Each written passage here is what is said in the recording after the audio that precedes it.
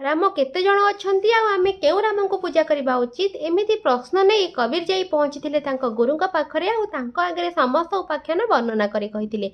ଆଉ ସମସ୍ତ କଥା ଶୁଣି ସାରିବା ପରେ ତାଙ୍କ ଗୁରୁ ମନେ ମନେ ହସିଥିଲେ ଆଉ ସେ କବୀରଙ୍କୁ ବୁଝେଇଥିଲେ।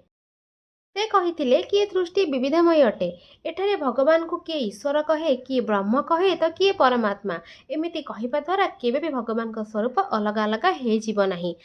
ଏକ ରାମ ଦଶରଥ କା ବେଟା, ଏକ ରାମ ଘଟ ଘଟ ମେ ଲେଟା, ଏକ ରାମ କା सकल्प सारा, ଏକ ରାମ ସଭି ସେ ନ୍ୟାରା। ଏ ପଂକ୍ତିର ଅର୍ଥ ବୁଝେଇବାକୁ ଯାଇ ଗୁରୁଦେବ ଏହା କହିଥିଲେ କି ଏ ସମସ୍ତ ବାକ୍ୟରେ ଏକ ରାମ ସବୁ ବାକ୍ୟରେ ଅଛି। ଏହାର ଅର୍ଥ वही राम दशरथ का बेटा, वही राम घट घट में लेटा, उसी राम का सकल पसारा, वही राम सबसे न्यारा। ଅର୍ଥାତ୍ ଯେତେବେଳେ ସେଇ ରାମ ସବୁ ଜୀବମାନଙ୍କ ଶରୀରରେ ଥାଆନ୍ତି ଆମେ ତାଙ୍କୁ ସର୍ବବ୍ୟାପୀ ରାମ ବୋଲି କହିଥାଉ। ଆଉ ସେଇ ରାମ ହିଁ ସୃଷ୍ଟିକୁ ତିଆରି କରନ୍ତି ଆଉ ସେ ସୃଷ୍ଟିକୁ ତିଆରି କରିଥିବା ହେତୁ ଏ ସମସ୍ତ ସୃଷ୍ଟି ତାଙ୍କର ହେଇଥାଏ ଆଉ ସେ ସୃଷ୍ଟିର ଚକ୍ରରେ ଫସନ୍ତି ନାହିଁ। ଆଉ ସେଥିପାଇଁ ତ ସେ ସବୁଠାରୁ ନିଆରା।